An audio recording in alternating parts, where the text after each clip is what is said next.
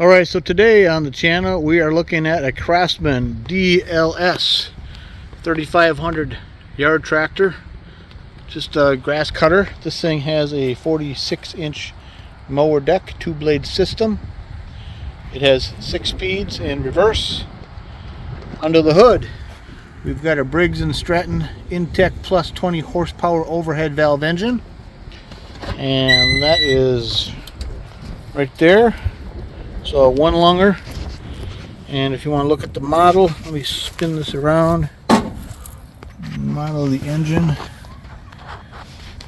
Where did it go? There it is. And other information under the hood for the belts and the blades and the filters and all that stuff is right there, as well as numbers for the attachments, snowblower, wheel weights, and so on and so forth.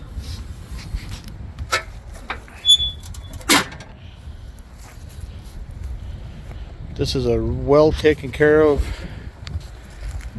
nice machine. It's got an adjustable seat. Go somewhere that way. You can adjust the seat there, forward, backwards. Here's the model number, 917-288-131, and it looks like it is from 2008. So